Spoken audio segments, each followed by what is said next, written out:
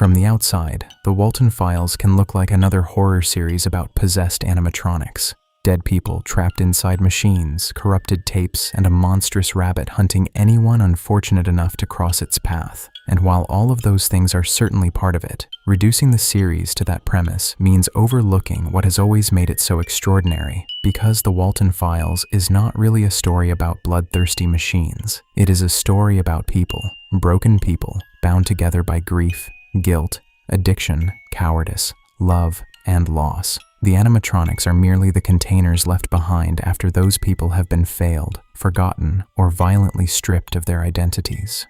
Beneath every distorted face is a human life, and behind every supernatural tragedy lies an intensely human decision that set it in motion. No episode understands that better than Faces of Grief. Rather than simply revealing what happened to Rosemary Walten, this episode forces us to experience the months that led her there, the gradual collapse of a loving mother, the deterioration of a family, and the unbearable distance that grief creates between people who desperately need one another.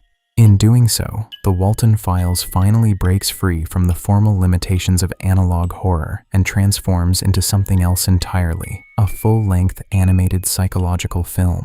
And I want to make my position clear from the beginning. Faces of Grief is one of the finest pieces of storytelling the internet has ever produced. Narratively, artistically, and emotionally, it is absolutely staggering. Every performance, composition, piece of symbolism, and parallel contributes to a story that feels painfully, frighteningly human. I am saying all of this now because if I stopped the analysis every time this episode did something extraordinary, we would never make any progress. So instead, this video will be exactly what the thumbnail promises, an autopsy of a masterpiece, an attempt to understand how every part of it works without ever losing sight of the broken human heart at its center. However, that autopsy cannot end with Faces of Grief, because this video will also examine its hidden continuation. Although released separately, My Soul is not a bonus chapter or a collection of optional clues. It is the direct continuation, and in many ways, the missing second half of Rosemary's story.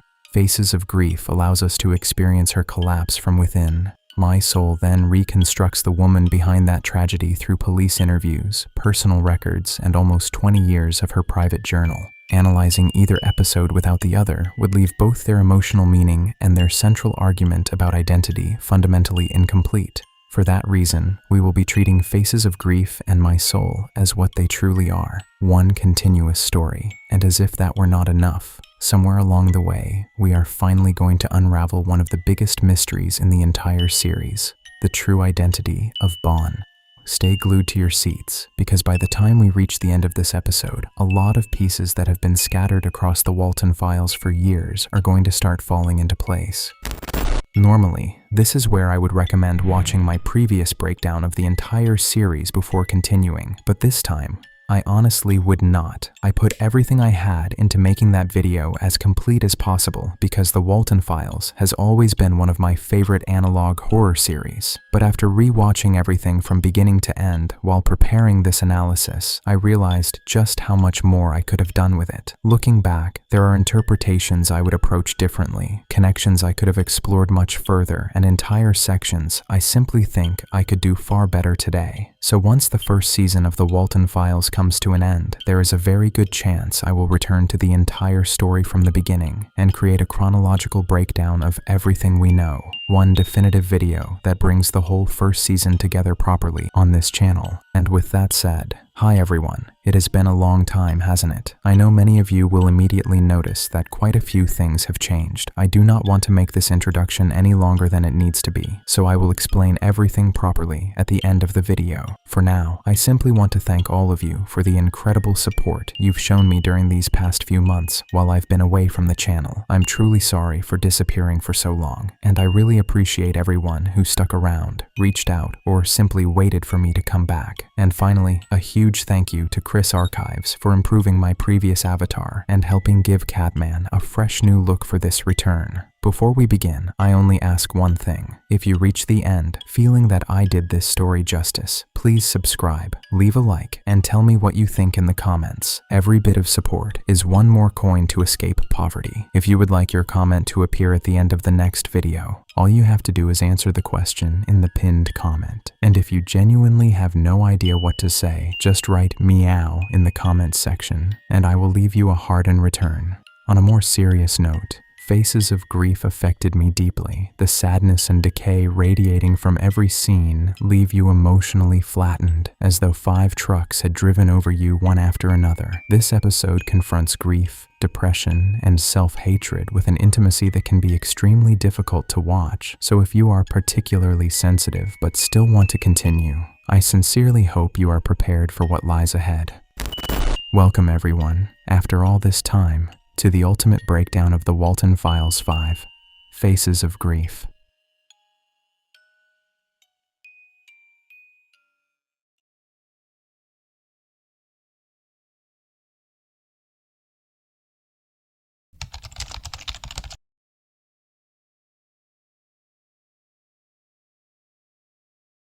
Unlike the main installments that came before it, Faces of Grief does not open with a message from Anthony. Instead, its description reads like a short biographical notice for a missing woman. Rosemary Walten was born on April 20th, 1934, in Brighton, Michigan. An artist, filmmaker, and composer, she studied at the Brighton Public College for Arts and spent much of her life creating work that became fairly well known within the local community. During the 1960s, she produced several short films of her own, including The Dancing Sheep and Crescendo, among many others. In the 1970s, Rosemary joined her husband, Jack Walten, and their longtime friend, Felix Kranken, at Bunny Smiles Incorporated, where she would go on to create and design the characters that became the face of their local restaurant, Bond's Burgers. Outside of her work, Rosemary was a devoted wife and mother of 3. She was also an active member of the Brighton Community Church and regularly participated in charity events alongside Jack, donating several of her own art pieces to the community. Then, on July 19, 1974, Rosemary disappeared. She was never found. The episode begins on May 7, 1974, 5 days after the car crash. Black and white home movie footage records the memorial service for Edd and Molly Walten at Gareview Cemetery and the Brighton Community Church. On-screen text gives us the brutal arithmetic of their lives. Edd, born in 1962, Molly, born in 1965, both dead in 1974. Neither child is actually inside either of the caskets shown during the ceremony. Felix buried their bodies in St. Juana's Forest and told the police that they had disappeared after the accident. Jack and Rosemary are therefore being asked to mourn over empty coffins, with no bodies to say goodbye to, no truthful account of what happened, and no certainty capable of bringing the horror to an end. As images from the children's lives pass across the screen, the priest reads from 1 Corinthians, "It is sown a natural body, it is raised a spiritual body." That verse echoes something the Walten Files has already established. Bodies can perish while something else continues. The natural can be replaced by the spiritual. What begins as Christian consolation at a funeral will later be appropriated by Bond as justification for his own grotesque idea of salvation. The question is no longer simply whether the dead survive. In the Walten Files, they clearly do. The question is, what kind of survival remains possible after the body and even the identity of the person have been taken away? For a moment, the funeral dissolves into wonderland. Edd and Molly's distorted voices reach us through the white emptiness, and from there, the episode enters a small stop-motion film created by Rosemary herself. Its title is Faces of Grief. Rosemary opens the story like a fairy tale. Once upon a time, there was a mother sheep with 3 children whom she loved with her entire heart. She would never do anything to hurt them. That final assurance catches in her voice. The film will continue in fragments throughout the episode, changing as Rosemary's mind changes. It is part confession, part accusation, and part desperate attempt to give shape to an event she cannot understand. By reducing herself, Felix and the children to familiar storybook figures, she creates a world in which guilt should be easy to locate. An innocent family, a helpless mother, and a big bad wolf. But grief will not allow the roles to remain that simple. The following day, May 8th, Jack, Rosemary, and Sophie visit the children's graves. Rosemary's narration continues over the image of the family standing before two empty plots. The mother sheep, she tells us, left her children in the care of an irresponsible wolf, and the wolf took two of her little angels away. That wolf is unquestionably Felix. He was the adult entrusted with Edd and Molly. He chose to drink, and he chose to drive them home. By transforming him into a monster from a children's story, Rosemary can direct her rage toward a recognizable enemy. Yet even here, the film reveals something more complicated than hatred. It is also Rosemary's attempt to recover control through authorship. Reality has left her with missing bodies, an incomplete police report, and a man who refuses to tell the truth. Inside her models, however, she can arrange the scenery, assign the roles, and determine who must be blamed. That need to impose order on an unbearable reality also defines the structure of the episode itself. Faces of Grief guides us through the Walten family's mourning by following the most widely recognized model of grief, the 5 stages introduced by psychiatrist Elizabeth Kubler-Ross: denial, anger, bargaining, depression, and acceptance. The model was never intended to suggest that grief unfolds as a clean or universal sequence. People may experience several stages at once, return to one they have already passed, or never encounter some of them at all. But as a narrative framework, it gives the episode a powerful emotional map through which to explore the destruction of the Walten family. Denial is the mind's attempt to protect itself from a reality too painful to accept. It creates distance from the loss, allowing a person to behave as though some part of the life they knew can still be preserved. Anger begins when that illusion can no longer be maintained. The pain searches for somewhere to go, turning toward other people, the world, oneself, or anyone who can be blamed for what happened. Bargaining is the desperate search for a version of events in which the tragedy might still be undone. It lives in questions such as, what if I had done something differently? Or, if only I had noticed sooner. It is an attempt to recover control by imagining that the past could somehow have produced another outcome. Depression arrives when no explanation, accusation, or imagined alternative can change what has happened. The full weight of the loss becomes unavoidable, leaving behind withdrawal, emptiness, and the realization that the person, or the life that existed before them, is not coming back. And finally, acceptance does not mean that the pain disappears, that justice has been served, or that the bereaved simply move on. It means recognizing the permanence of the loss and learning somehow to continue living within the reality it has created. Faces of Grief uses these stages not as a rigid psychological checklist, but as the emotional architecture of the episode. The tragedy is shared by the entire Walten family, yet grief transforms each of them differently. Their emotions overlap, repeat, and contradict one another, because grief is not a straight path toward recovery. It is a wound they are all trying to survive in their own way. The title card for the first stage appears: Denial. On May 12th, Rosemary sits at home painting while Jack watches television. For a fleeting moment, domestic routine creates the illusion that nothing has changed. The children could simply be elsewhere. A car could still pull up outside. Edd and Molly could walk through the door and restore the family to its previous shape. Her film expresses that refusal directly. A week has passed since the mother sheep last saw her children, but she cannot believe that they are truly gone. She still has her eldest child, yet continues insisting that there must be some way to bring the younger two back. Rosemary enters their bedroom. Edd and Molly appear before her, but their bodies are stretched, twisted, and visibly wrong. This is not a comforting vision of reunion. Her mind gives her what she wants, and simultaneously makes it unbearable to look at. Yet one of the most revealing details is the paper Bon attached to the wall. While Edd and Molly are still there, he is smiling. The moment they disappear, that smile collapses into tears. It feels almost like a visual reflection of the Walten family itself. The happiness that existed while the children were still home, followed by the grief that consumed everything after the accident. She leaves the light on when she exits, preserving the room as though its owners might still need it. Denial, in Rosemary's case, does not mean that she intellectually believes the children are alive. It means that her behavior has not yet learned how to inhabit a world in which they are not coming home. 4 days later, denial gives way to anger. Jack leaves for work on the morning of May 16th, and Rosemary, exhausted after several sleepless nights, returns to working on her film. She says that she hates the wolf because he destroyed the one thing that meant everything to the mother sheep. Here, that hatred becomes physical. The mother attacks the big bad wolf while Edd and Molly watch from above, and canned laughter turns the violence into a grotesque performance. The film is where Rosemary places emotions she cannot safely express anywhere else.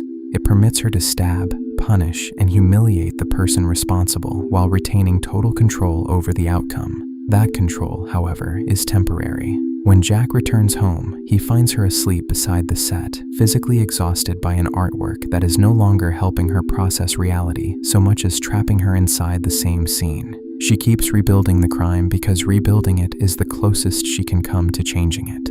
The next chapter is bargaining, and this is where the episode widens its focus. Rosemary may be its central subject, but grief has entered every room of the Walten home, and each surviving member of the family has developed a different way of enduring it. On May 21st, Jack finds Sophie sitting alone. She is frightened to tell him what she has been feeling because, in truth, she has not been feeling what she believes she should. Edd and Molly are dead, yet Sophie cannot access the grief she sees consuming her parents. She apologizes and worries that this emotional absence makes her selfish or cruel. Jack immediately tells her that it does not. Thoughts and feelings do not make her a bad person, he explains. Minds simply respond to pain in different ways. It is one of Jack's most compassionate moments, and also one of the episode's most important observations. Emotional numbness is not the absence of love. For Sophie, it is protection. Her mind has placed the catastrophe at a distance because allowing its full meaning to enter all at once might be impossible. But Sophie is not only grieving her siblings, she is losing both parents while they are still physically present. She tells Jack that she misses him and hates being left alone with Rosemary, who no longer feels like herself. Her mother frightens her now. Jack explains that Rosemary is ill. Grief has made waking, thinking, and simply being alive painful. He promises that she will recover and insists that he can handle everything. Sophie hears the strain beneath his certainty and quietly asks whether he is hurting too. Jack says no, he is strong, because otherwise, how could he protect Sophie and Rosemary as he is supposed to? The answer is loving, but it is also a confession. Jack has converted fatherhood into a role that forbids visible weakness. He can comfort Sophie because he understands that minds grieve differently, yet he denies himself the same permission. Rosemary creates compulsively, Sophie dissociates, and Jack performs strength. All three are attempting to survive. None of them can reach the others from inside the method they have chosen. Before Jack leaves, Sophie gives him a drawing of himself hunting, carrying a rifle beside a dead hare and a deer. The image reflects a real part of the father Sophie knows. Jack enjoys hunting, but the animals will return later in a far more disturbing form. For now, he calls the picture beautiful, reminds Sophie that she will always be his little girl, and goes back to work. Then Rosemary's film returns, this time turning the accusation inward. On the day of the school party, she had taken Sophie to the dentist. If she had been available, perhaps Felix would never have been responsible for Edd and Molly. Perhaps the mother sheep would still have her family. The episode even leaves a quiet physical reminder of that appointment in Sophie's braces. Each time Rosemary looks at the daughter she still has, she can also see evidence of the reason she was not with the two she lost. What if I'm the wolf? She asks. This is the cruel logic of traumatic guilt. Rosemary takes an ordinary parental decision, bringing one child to an appointment, and places it beside Felix's decision to drive drunk as though both carried equal moral weight. Blaming herself is devastating, but it also preserves the fantasy that she once possessed enough control to prevent everything. If her choice caused the tragedy, then a different choice could have saved them. As the guilt becomes unbearable, the police's account of the children's supposed fate begins to echo through Rosemary's mind. They fled after the crash. They fell into the river. Their bodies were never recovered. Unable to remain in her art room, Rosemary steps out into the hallway, which also leads to Jack's study. There, she finds Sophie's drawing torn apart and stained with tears, while the sound of objects being smashed reaches her from behind the study door. Jack's performance of strength has finally broken. The father who assured Sophie that he was not hurting can only surrender to his grief when he believes no one is watching. In trying to protect his daughter from that pain, he has instead left her without an adult capable of sharing it openly. Rosemary chooses not to intervene. She quietly switches off the light, and as the hallway falls into darkness, her face becomes Shaw's, foreshadowing the body she will one day inhabit. The episode now enters depression, but instead of continuing forward, it returns to May 15th, before the scenes we have just witnessed. That apparent disorder is deliberate. The 5 stages do not function here as a staircase, and the episode does not pretend that a grieving person completes one emotion before proceeding neatly to the next. Rosemary denies, bargains, rages, and collapses in overlapping cycles. Even the calendar moves backward, because grief does too. At the Brighton Police Department, Detective Derek Collins explains what the search has uncovered. Approximately a day and a half after Felix reported the accident, officers discovered Molly's backpack and one of the children's shoes near the Clear Hill River. Combined with Felix's account, the evidence led them to believe that Edd and Molly had survived the initial collision, wandered away, and fallen into the water. No bodies were found. Nevertheless, the police consider survival effectively impossible. The expressions on Jack and Rosemary's faces make clear that the information has not brought closure. It has merely replaced uncertainty with an official story that is also false. When the possibility of criminal charges is raised, Jack refuses. That decision is difficult to interpret. It may reflect the remaining fragment of his friendship with Felix, complete emotional exhaustion, or a desire to deal with the situation privately. Whatever the reason, forgiveness is clearly not one of them. Jack's refusal to press charges is not peace. It is simply another silence inside a case already built from them. On May 22nd, Jack and Rosemary stand outside Bond's Burgers, smoking as preparations for the grand opening continue around them. Jack initially attempts to fill the silence with ordinary conversation. He talks about work, assures Rosemary that everything appears to be under control, and asks how her day has been, but she remains distant, forcing him to call her attention before she finally admits what has been consuming her. She misses Edd and Molly, and the silence they have left behind has become unbearable. What she wants to know is whether that feeling will ever disappear. Jack assures her that it will. He describes their grief as one enormous uphill battle that the family must overcome, believing that they will eventually emerge from it stronger and healthier. When Rosemary asks how he can possibly remain so certain after everything that has happened, Jack tells her that he knows them. He believes that he, Rosemary, and Sophie will make it through together. Until then, all they can do is continue, endure, and resist. Rosemary, however, can only think of the 2 children they have lost, their precious little angels, trying to reach her. Jack recalls Manny, the crocodile doll Molly used to carry everywhere. When she lost it, she became unable to sleep, keeping the entire family awake for days. But that small crisis eventually inspired Jack and Felix to create Rocket. Rosemary remembers how fascinated Molly became with the gray rabbit doll, and how, once she had it, her sleepless nights finally ended. Rocket did not merely replace Manny. Molly loved him even more. For Jack, the memory offers proof that something good can emerge from a terrible situation. He encourages Rosemary to hold on to moments like that forever, as though the happiness contained within them might help the family survive what has followed. The sentiment is sincere. Jack is not attempting to dismiss Rosemary's pain. He is searching for evidence that suffering can still produce something worth preserving. But the comparison also exposes the limits of his way of coping. A lost toy can be replaced. 2 dead children cannot. Jack is applying the logic of repair to an injury that cannot be repaired, convincing himself that if the family continues moving forward, something healthier may eventually emerge from the tragedy. And the series has already shown us the horrific extreme of that same belief. Bond also thinks that anything broken can be improved by forcing it into a new form. For one brief moment, however, Jack's memory reaches Rosemary. She smiles. He has taken her back to a time when their children were still alive. Their problems could still be solved, and something as simple as a handmade rabbit could make their family feel whole again.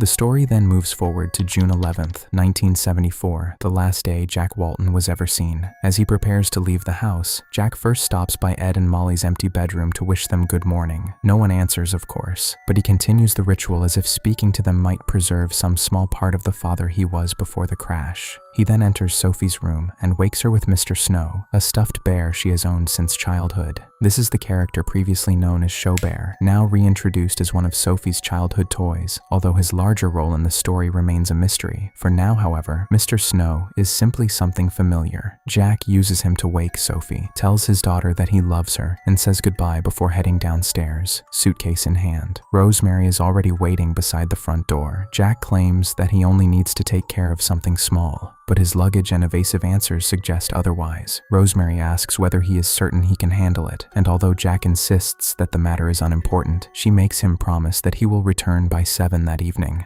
But that promise does little to reassure her. When Rosemary asks him to stay, Jack finally admits that whatever he is about to do cannot be avoided, exposing his earlier description of it as something small for what it was. A lie. Even then, he insists that he will be back as quickly as possible and once again tries to convince her that everything will be all right. Then he tells her that they cannot continue living this way. They have to move forward. They have to begin living again. The two almost kiss before the scene abruptly cuts. Jack is gone. He has already left. What Rosemary and Sophie do not yet know is that he will never walk through that doorway again. At first, Rosemary waits only a few minutes. The minutes become hours. And eventually, the hours become days. Jack does not return by 7, despite his promise. Rosemary spends most of that time beside the entrance, barely moving from the place where she last saw him. After losing 2 of her children, what remains of her stability cannot withstand another disappearance, and so she continues waiting, as if leaving the doorway would mean accepting that Jack is not coming home. Eventually, the night of June 13th arrives. Rosemary has fallen asleep beside the front door when the telephone suddenly rings, jolting her awake. As she looks around the darkened room, the images hanging on the wall begin to change before her.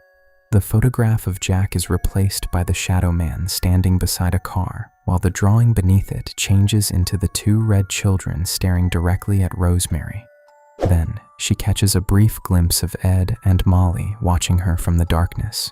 The vision vanishes almost as quickly as it appeared, and Rosemary reaches for the ringing telephone. Jack is on the other end. His voice is weak and unsteady. He struggles to breathe, sounds close to tears, and speaks with the desperation of someone who believes he has almost run out of time.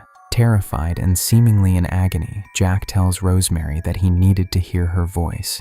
She begs him to come home and repeatedly asks where he is, but Jack never answers either question. Instead, he apologizes over and over again and attempts to reassure her that everything will somehow be all right. The promise is painfully familiar. For weeks, Jack has insisted that the family will survive, that they will eventually emerge from this tragedy healthier, and that life can begin again. Rosemary admits that she no longer understands what is happening and that she cannot keep going. But before she can say anything else, Jack tells her that he loves both her and Sophie. Then, the line goes dead. Everything about the conversation makes it sound like a final goodbye. Jack can barely speak, and whatever he left the house to accomplish has clearly gone catastrophically wrong. The episode deliberately refuses to reveal what happened between his departure and this call. We still do not know what the supposedly small task was. Perhaps Jack intended to confront Felix about Edd and Molly once and for all, although that immediately raises another question. Why wait more than a month after the crash? Had he spent all that time preparing for the confrontation, or had something entirely different drawn him away from the house? The episode offers no direct answer, but beneath Jack's voice, there is one crucial clue. Listen carefully.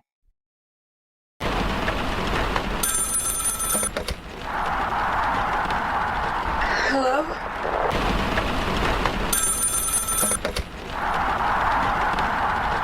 Hello?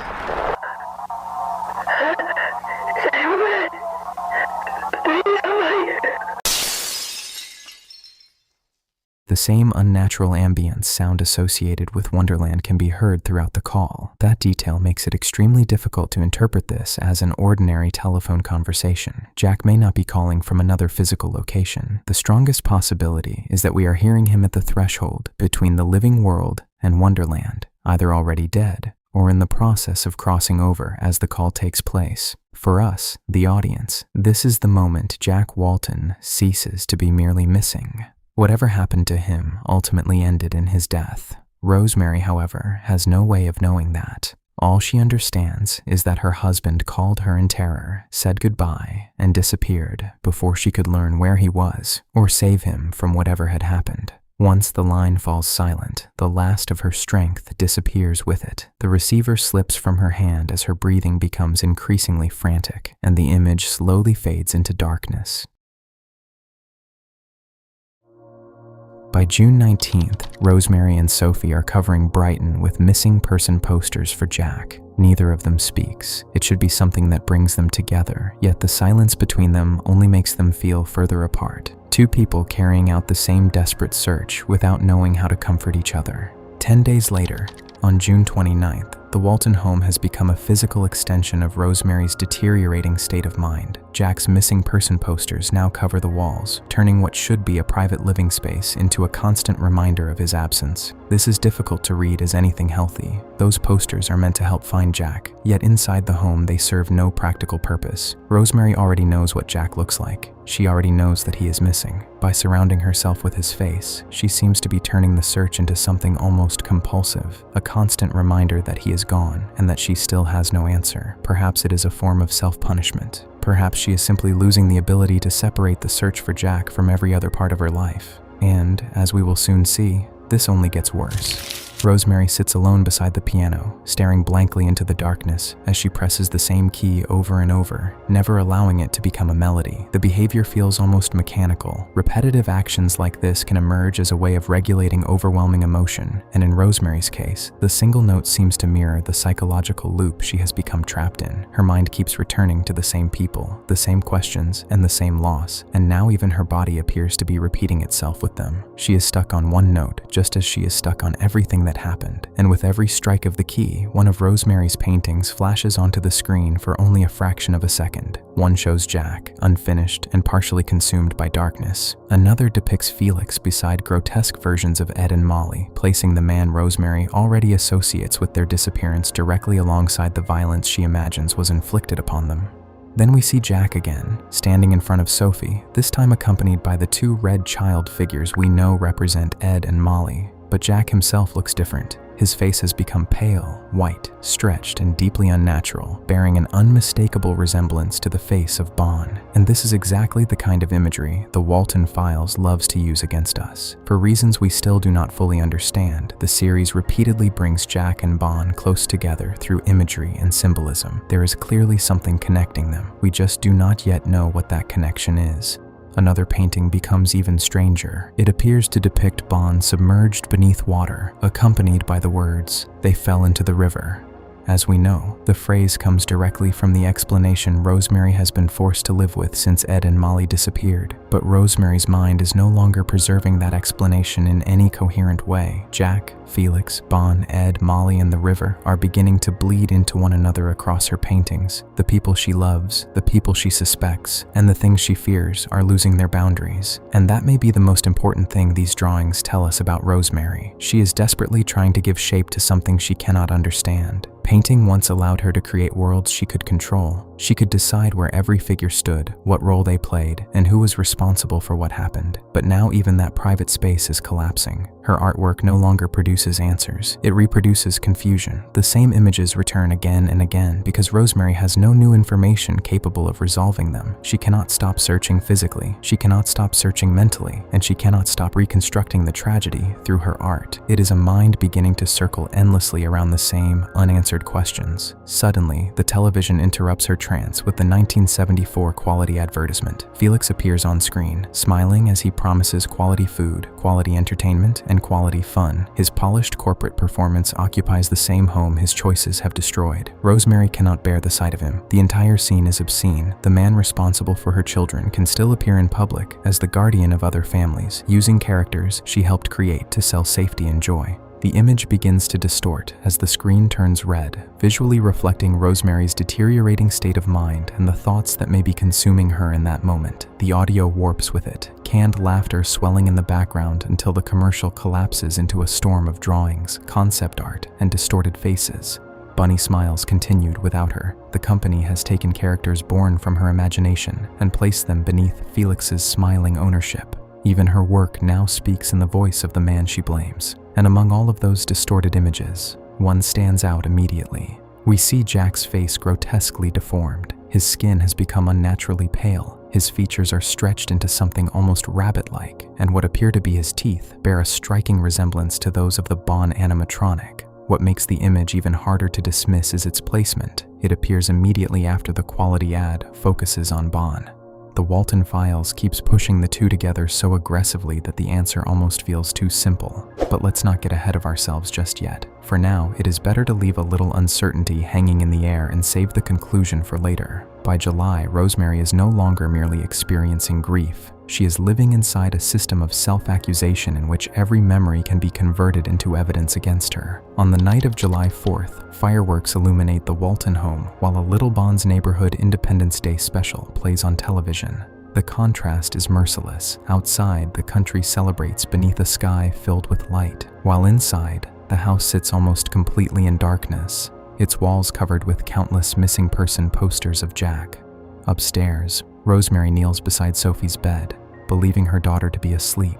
With a smile that cannot conceal the vacancy behind it, she whispers that she killed Jack, Ed, and Molly because she failed to keep them safe. Her expression moves between that smile, too strained to be reassuring, and a vacant sorrow as she calls herself a killer and a bad mother.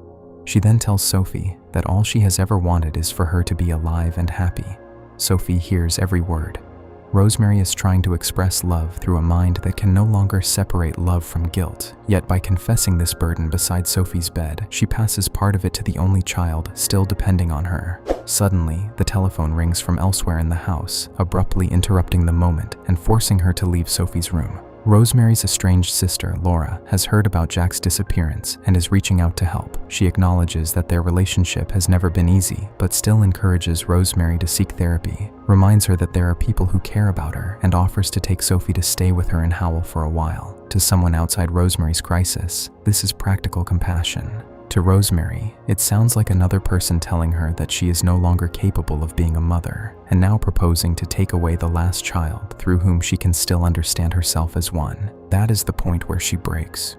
Rosemary violently slams the telephone receiver into her stop-motion set, striking it again and again until the phone, the miniature house, and the figures collapse together. Among the wreckage, the mother sheep is left broken apart in a way that disturbingly foreshadows what Bon will later do to her body. Laura has offered her the chance to surrender some of the responsibility she has been carrying alone, but that is precisely why Rosemary cannot accept it. If keeping Sophie safe is the last proof Rosemary has that she still possesses value as a mother, allowing somebody else to take over feels less like receiving help and more like surrendering the final piece of herself. So, in trying desperately to preserve what remains of her maternal identity, Rosemary rejects the one person offering Sophie the stability she is increasingly unable to provide. And the cruel result is that Sophie becomes even more alone.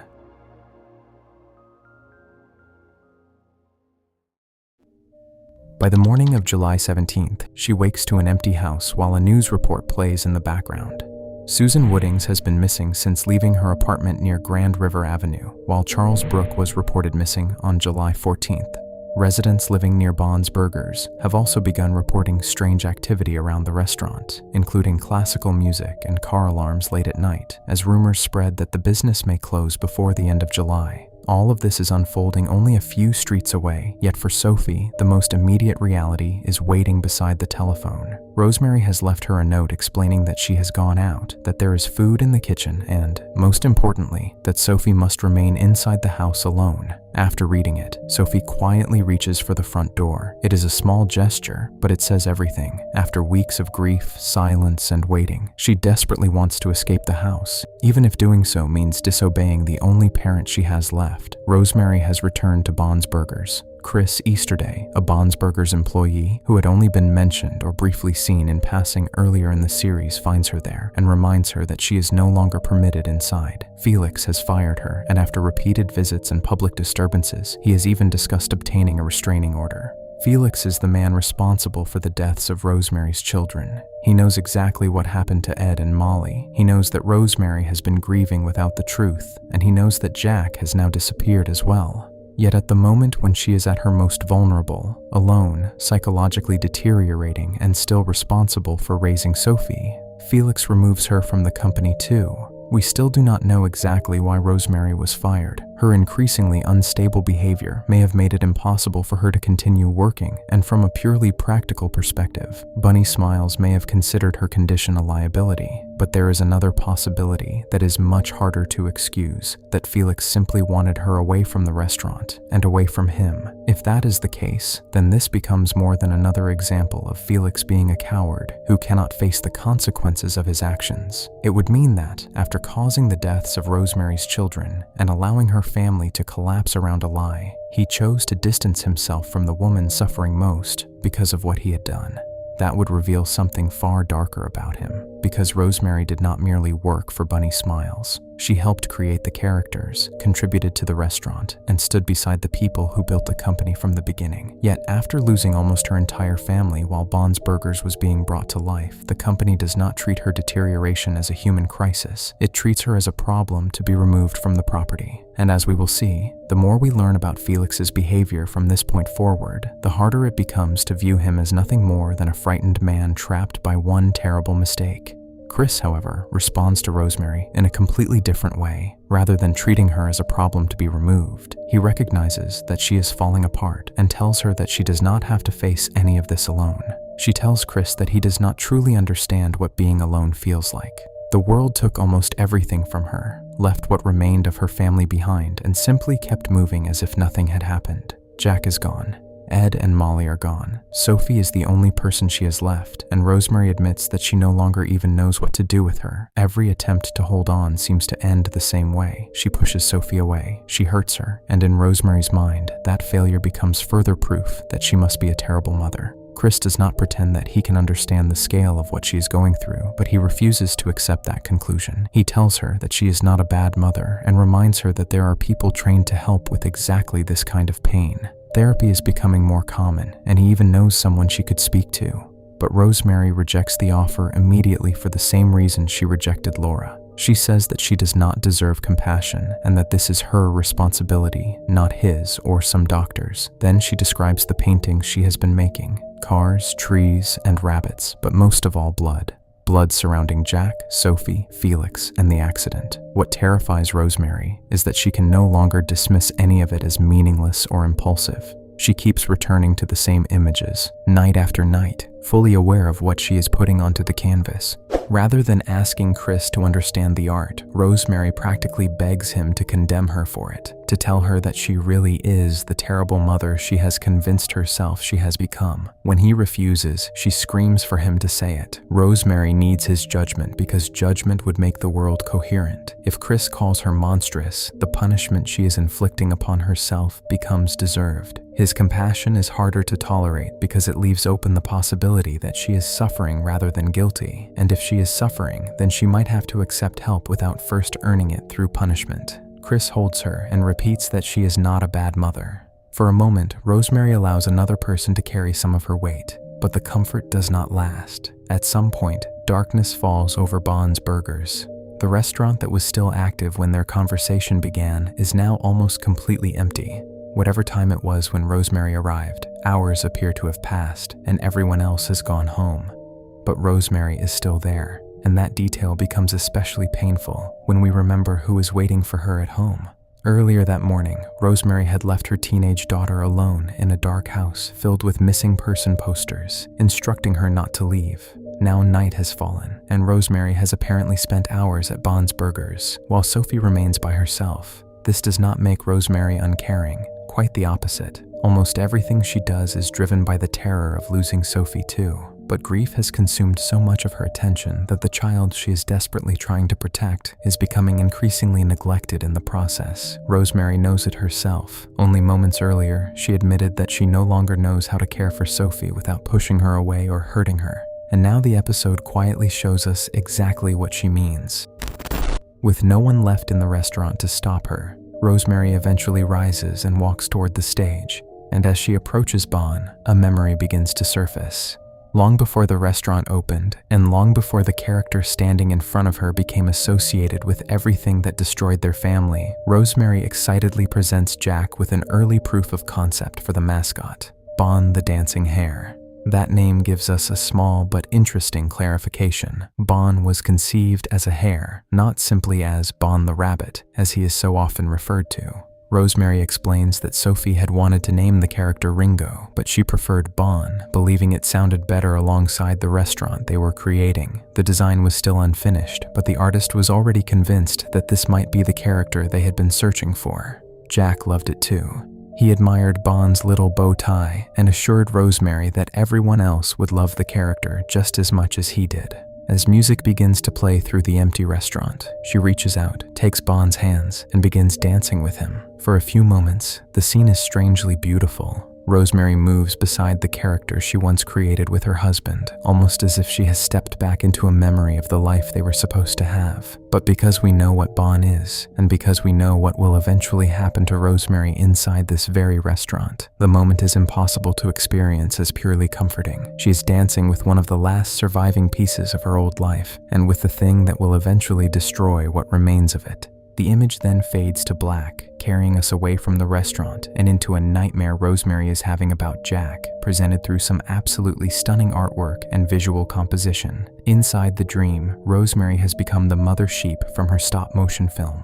A sudden gunshot echoes through the darkness, and she finds herself standing beneath an intense red sky in a landscape that resembles the wilderness where Jack used to hunt. The sound of barking dogs draws her deeper into the woods until she eventually finds him standing beside a wounded deer, holding a rifle just like the one Sophie drew him carrying earlier in the episode. Rosemary calls out to him, but rather than approaching her, Jack immediately turns and runs. As she follows, she passes the deer lying beside him and discovers that, despite having been shot directly through the head, the animal is somehow still alive and desperately clinging to life. Not far away, a bear lies riddled with bullets, already dead, filling the landscape with images of hunting, suffering, and violent death before Rosemary finally manages to catch up with her husband. Jack, however, no longer seems like the man she remembers. He tells Rosemary that God is testing both of them, and when she admits that she cannot continue facing everything alone, he begins apologizing for what has happened. What makes his apology particularly strange is that he does not simply apologize for leaving her or for everything she has endured. He apologizes for who he was. That choice of words immediately raises questions because everything we have been shown about Jack so far presents him as a loving father, a protective husband, and for the most part, a genuinely decent man. So what exactly is he apologizing for? Rosemary could simply be projecting her growing fear that there were parts of her husband she never truly understood. But the possibility that the dream is revealing something about Jack that we have not yet learned becomes increasingly difficult to ignore. Rosemary begs him to come home, yet Jack instead asks her to forget about him and hold on just a little longer. As he speaks, his appearance becomes increasingly disturbing, with blood covering his mouth and gathering around his eyes as if he has suffered some catastrophic injury. That imagery may completely reverse the role Jack appears to occupy at the beginning of the dream. He enters as the hunter, rifle in hand, surrounded by wounded animals, but those animals may actually be foreshadowing his own fate, transforming him from the one holding the weapon into someone who ultimately becomes the victim of another force. The deer is especially striking. Gravely wounded but still clinging to life, it may reflect the state Jack was in during his final phone call with Rosemary.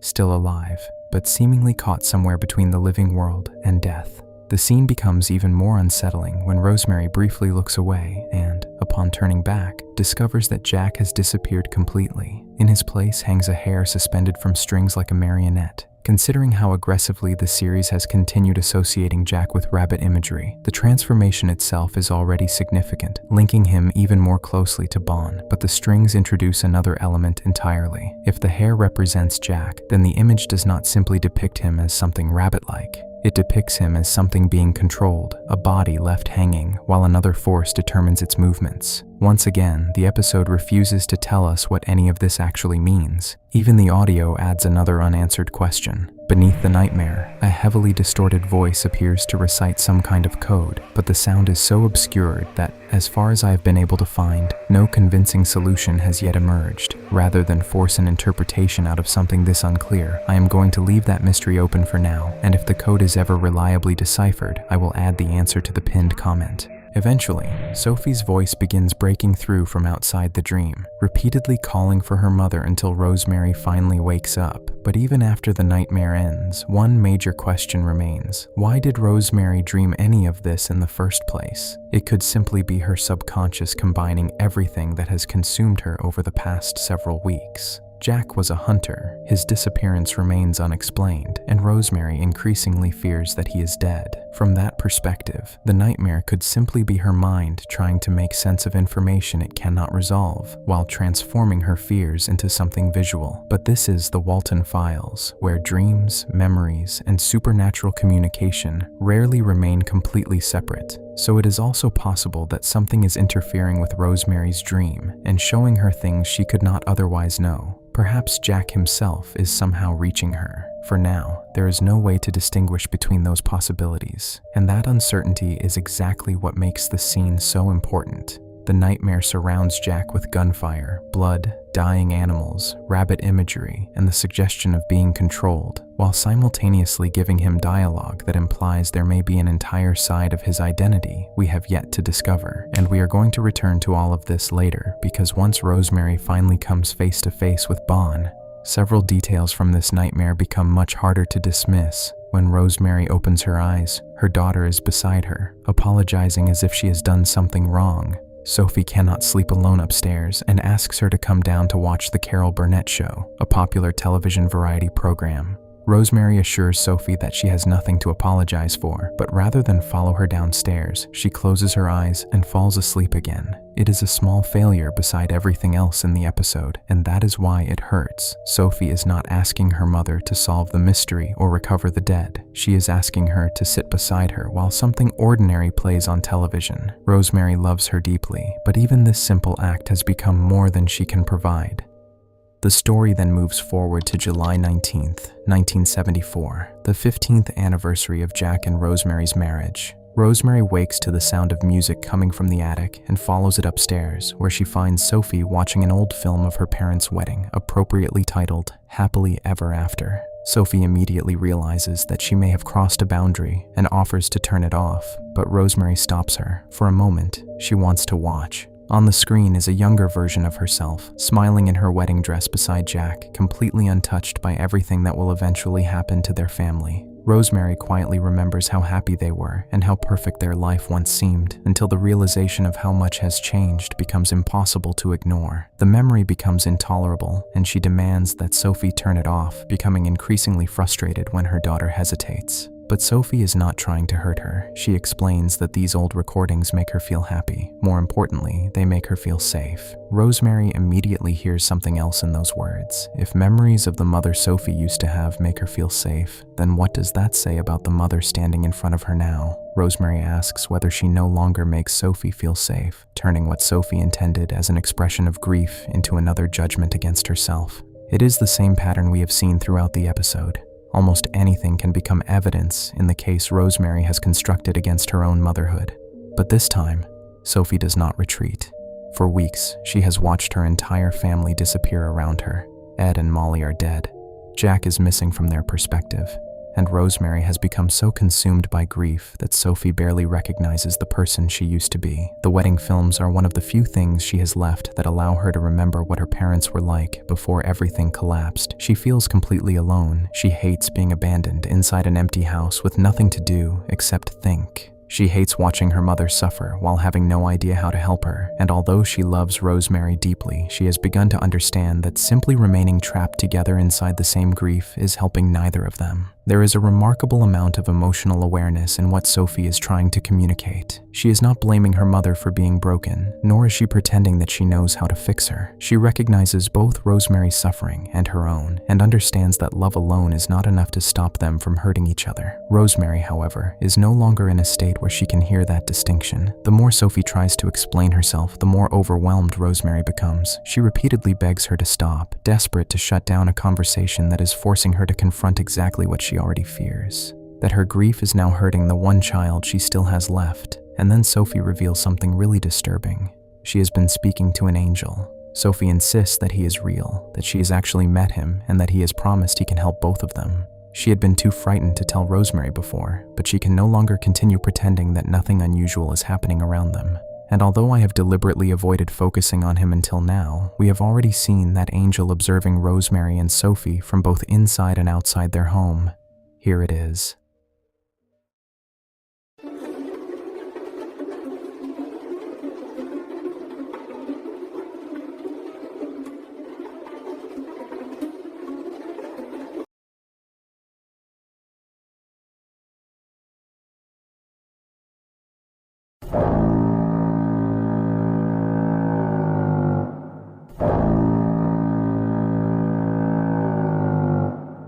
That angel is almost certainly Bon. I am not going to dig too deeply into what that means just yet, because we will return to it when Rosemary finally comes face to face with him. By then, the episode will have placed almost every piece of the puzzle it is willing to give us on the table, and we will be in a much better position to start putting them together. For now though, keep one detail in mind. Correct me if I'm wrong, but Bon only seems to start appearing around the Walten home after Jack's death. That timing feels far too convenient to ignore, don't you think?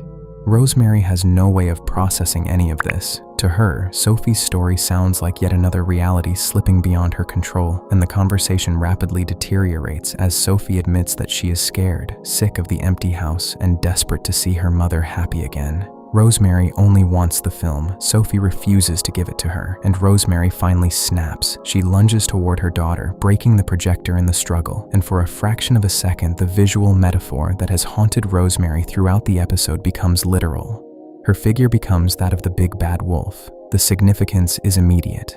Rosemary has spent months convincing herself that she is the predator in her own family, that she destroys the people she is supposed to protect, and now, in attempting to silence the very child she is terrified of hurting, she briefly becomes the creature she has imagined herself to be. Sophie recoils from her in terror. That reaction breaks through immediately. Rosemary sees what she has done and begins apologizing almost at once, but the moment cannot simply be taken back. Her fear of becoming a terrible mother has pushed her into behaving in a way that makes Sophie genuinely afraid of her. That is the tragedy of Rosemary's guilt throughout phases of grief. Punishing herself has never made Sophie safer. It has gradually consumed the emotional space Sophie needed from her, until the very thing Rosemary feared became, for one terrible moment, real.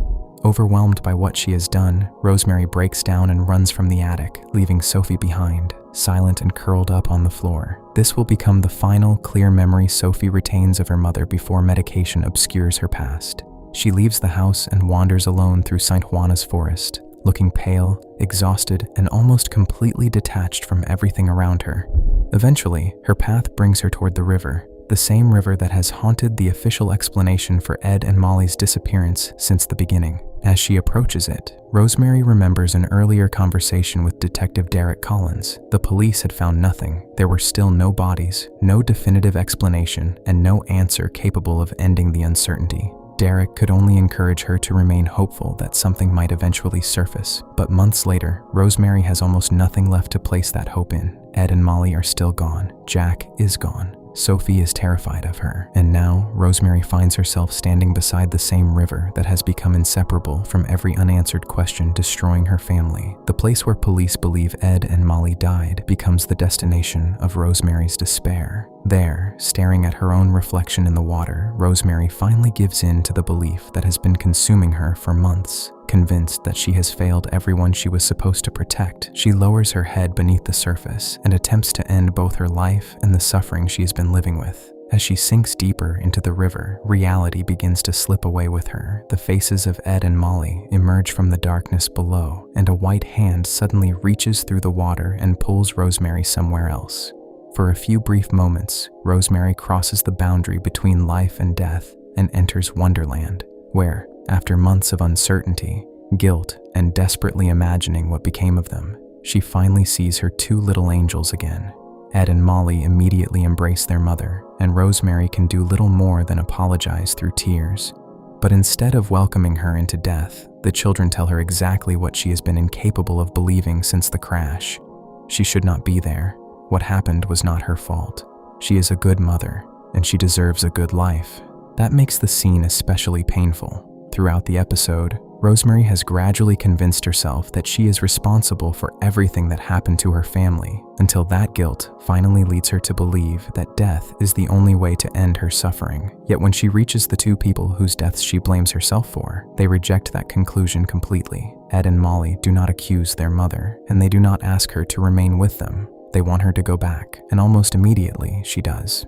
Wonderland vanishes, and Rosemary suddenly returns to consciousness on the riverbank as Detective Derek Collins pulls her from the water. Sophie had apparently alerted the police, and Derek explains that they had been searching for Rosemary for almost 2 hours before finally finding her. He has saved her life, but Rosemary does not experience it as a rescue. Still disoriented and completely consumed by self-hatred, she insists that there is nowhere left for her to go, and that, after everything she has done, she should already be dead. Derek tries to calm her and explains that they simply need to take her somewhere safe, but Rosemary immediately returns to the one person she believes she has now failed most completely: Sophie. She tells him that Sophie loved her, almost as if that love already belongs to a version of their relationship that no longer exists. When Derek continues trying to help, that self-hatred suddenly turns outward. Rosemary grabs him by the throat and begins strangling him, demanding to know why he could not simply have left her in the river and why she should be forced to remain in a life she no longer wants. But the violence barely lasts. The moment Rosemary realizes what she is doing, she releases him, and the anger immediately collapses back into horror at herself. Derek was never the person she truly blamed. He simply became the nearest target for a burst of pain she could no longer contain. Derek ultimately places her under protective custody and drives her to the police station. Throughout the journey, he repeatedly glances toward the back seat, where Rosemary sits almost motionless, looking physically and emotionally destroyed, as if someone had taken one of her paintings and left it out in the rain. Once they arrive, the consequences of everything that has happened finally begin to close around her. Derek learns that Laura has been contacted and will arrive within a few hours to take Sophie into her care. Another officer also comments on the condition of the Walten home, making it clear that the deterioration we have experienced from inside Rosemary's perspective has now become impossible for anyone else to ignore. Derek eventually tells her what has been decided. Sophie will stay with her sister for a while, not as a punishment and not necessarily forever, but because protocol requires that she be placed somewhere safe while Rosemary receives help. Rationally, that decision is completely understandable. Emotionally, it is almost perfectly designed to destroy what remains of Rosemary. After months of convincing herself that she has failed every member of her family, the outside world now appears to be confirming the one verdict she feared most: that she is incapable of saving, protecting, or taking care of anyone she loves. Derek tries to make her understand that he genuinely wants to help, but before he can finish, another officer asks him to step away for only a couple of minutes. Given Rosemary's condition and everything that has just happened, he makes sure she will not be left alone, arranging for Officer Lopez to stay with her in the meantime. But before she can even reach the room, the 1974 quality advertisement suddenly begins playing through the station radio. Felix's voice fills the silence as the lights begin to flicker above Rosemary, growing increasingly unstable until they finally burst and plunge the entire room into darkness. And from that darkness, Bon finally appears directly in front of us. This is where we enter the final act of the episode, and tragically, the final act of Rosemary's life. What makes his entrance so effective is that Bon does not present himself as a monster. He does not threaten Rosemary, chase her, or attempt to frighten her. Instead, he approaches her with the one thing she has been searching for since June 11th, an answer. After the police, her family, and everyone around her has failed to explain what happened to Jack, Bon speaks directly to that wound. He asks whether reality has failed her once again, and then tells Rosemary that he knows where her husband is. All she has to do is follow him, and Rosemary's reaction is immediate. Rather than recoiling from the pale figure standing in front of her, she moves toward him and raises her hand to his face. Bon mirrors the gesture, reaching toward her with an intimacy that makes the scene feel strangely less like the first encounter between a grieving woman and a supernatural entity, and more like the reunion of two people who already recognize one another. But why does Rosemary react to him this way? That brings us back to his face. The version of Bon standing before Rosemary bears a disturbing resemblance to the distorted Jack from her nightmare, particularly in the scars and wounds covering his face and mouth. Right now, the real question is no longer whether Bon is connected to Jack, but what exactly that connection means. Is he Jack entirely, a distorted version of the man he once was, or does only some part of Jack remain within the identity now calling itself Bon? With every new piece the episode gives us, we are getting closer to understanding what actually happened to him. Eventually, the lights return, but the pale humanoid figure is gone. In his place stands a hare, silently beckoning Rosemary to follow. Even that form is familiar. It is the same animal that replaced Jack when he disappeared from Rosemary's nightmare, once again drawing the two close together.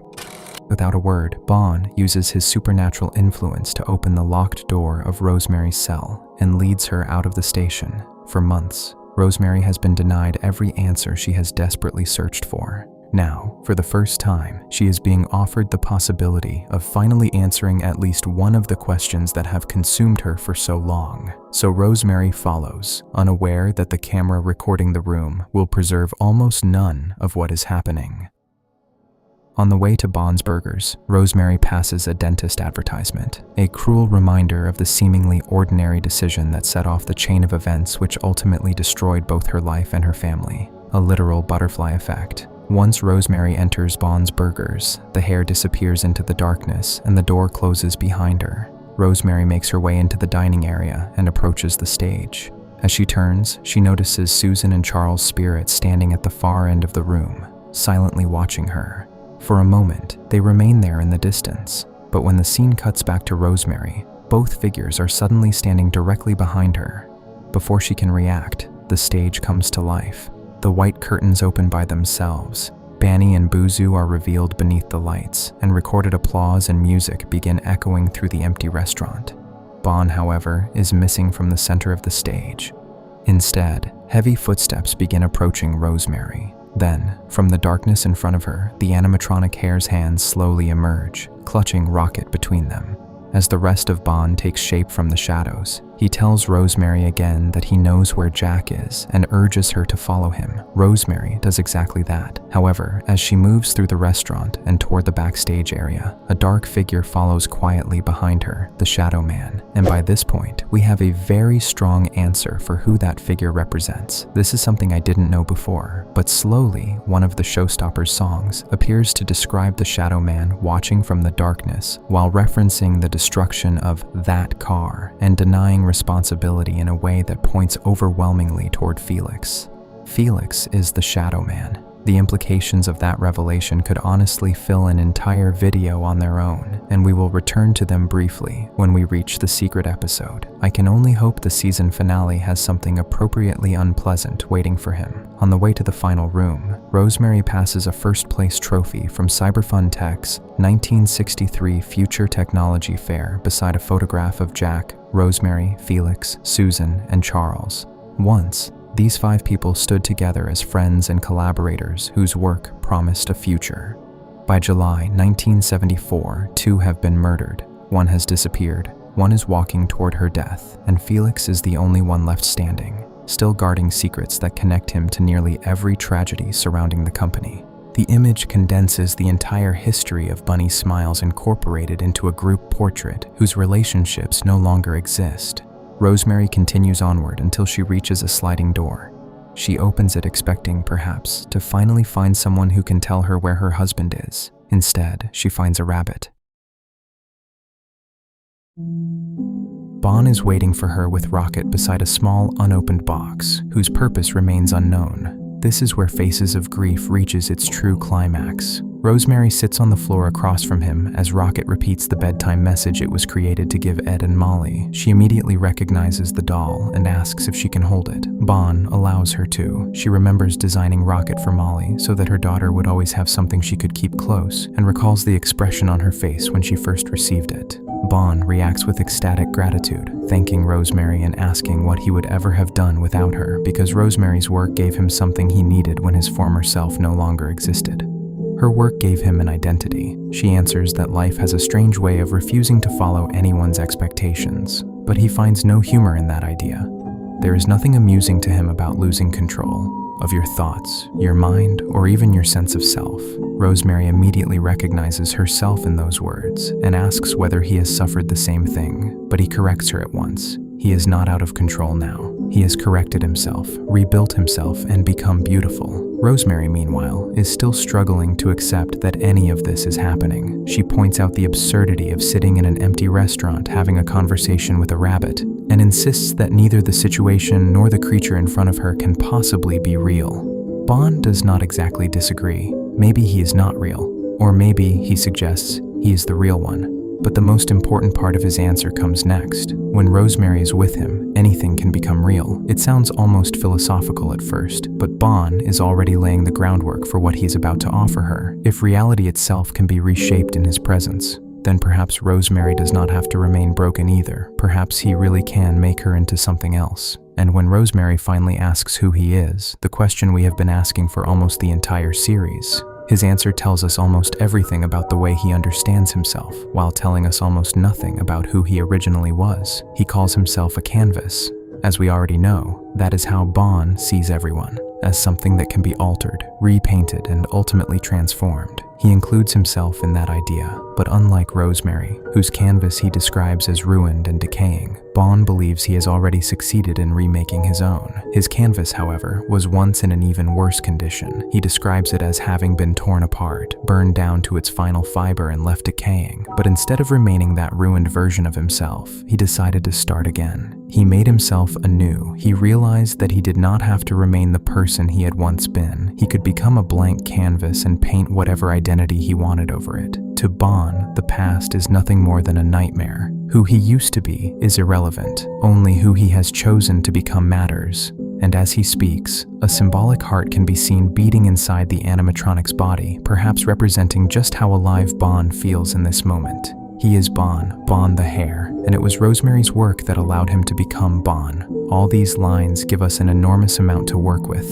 Throughout the episode, Jack has repeatedly treated suffering as something that has to be overcome by moving beyond the person you were before. He describes grief almost like an illness the family has to survive. And in Rosemary's nightmare, he apologizes not only for what happened, but for who he was. Now, Bond is describing almost the exact same relationship with identity. His old self no longer matters. The past is only a nightmare. He has discarded the person he used to be and deliberately created someone new. Considering that dialogue alongside everything else, Faces of Grief has shown us, and really, everything the series has been doing with Jack and Bond from the beginning, it becomes incredibly tempting to reach the obvious conclusion. Jack died. Something happened to him during those missing days, and the person he once was eventually rebuilt himself as Bond. Under that interpretation, Bond would not exactly be the Jack Walten we knew. He would be a reconstructed identity born from him, someone who deliberately rejected or repressed his previous life until Jack effectively ceased to exist and only Bond remained. It would also offer one possible explanation for the unusual way he treats Rosemary. Unlike his other victims, he does not immediately attack her. He speaks gently to her, appears genuinely interested in what she feels, and repeatedly treats her with an affection that, at times, almost resembles the intimacy she once shared with her husband. Then there is Sophie's Angel. Bond appears to have tried to communicate with her as well, and as far as we have seen, these appearances only begin after Jack's death. On its own, that timing already feels like a remarkably direct clue toward his identity, but what makes it even more interesting is the way he approaches Sophie, not as a threat, but as someone offering to help her family. Of course, knowing everything we now know about Bond, his definition of help is probably very different from Sophie's. If he truly believes that death is simply a passage into a better existence in Wonderland, then helping the Walten family may mean killing them and bringing them there so they can all be together again. That would also help explain the fixation he continues to show towards Sophie later in the series. Everything seems to fit together perfectly, right? Well, just wait until you see what I have been saving for the end, because there is one final parallel that, for me, pushes this entire discussion over the edge. Does anyone remember Shaw's hide-and-seek minigame from Bunny Farm? Now go back to Rosemary's nightmare in Faces of Grief. She wanders through a forest beneath an oppressive red sky, desperately searching for Jack. She eventually finds him there, only for Jack to disappear at the end of the sequence and be replaced by a hare. Then look at Bunny Farm. Shaw is placed in a forest beneath that same red sky. And guess who the only character accompanying her through that forest is? Rosemary finds Jack in that forest while she is alive. After her death, Shaw is placed in an almost identical setting with Bond, and Faces of Grief itself provides the bridge between those two images by literally making Jack disappear and leaving a hare in his place. I genuinely cannot believe how little I have seen people talk about this, because once you place these scenes beside each other, the intention feels almost impossible to miss. And this is not some isolated visual clue either. It is the culmination of everything the series has been doing with Jack and Bon. Throughout Faces of Grief, Jack is repeatedly pushed toward the same imagery associated with the entity. His face becomes pale and distorted. The wounds around his eyes and mouth resemble those of Bon. Bon begins appearing around the Walten family only after Jack is gone. Rosemary instinctively approaches Bon with an intimacy completely unlike the fear we would expect from a first encounter. And now, Bunny Farm places Bon in practically the same symbolic position that Faces of Grief gives to Jack. At this point, I want to make my position completely clear. Bon is Jack. Maybe not Jack Walten exactly as he existed before June 11th. In fact, everything Bon tells Rosemary suggests that the distinction between those two identities is extremely important. Whatever happened to Jack seems to have changed him so profoundly that the entity we see now considers his former self something that has been discarded, a ruined canvas belonging to a past he no longer wants to acknowledge. So Bon may be a reconstructed Jack, a psychologically fractured Jack, a version of him whose memories or identity have been suppressed, or something even stranger that we do not yet have the information to understand, but Jack nonetheless. Now, there is another side to this argument, and there are a handful of details people use to defend it. Jack's image has previously been associated with pleas to be released, while Bon seems perfectly happy with his new identity. Bon can refer to Jack as if he were someone else, although that could simply be because he no longer identifies with the person he used to be. His gratitude and affection toward Rosemary could theoretically come from the fact that she designed the body that gave him an identity rather than from any buried relationship as her husband. You can even go much further with it. Maybe the figure watching Sophie look through Jack and Rosemary's wedding footage is studying their relationship so he can imitate Jack later.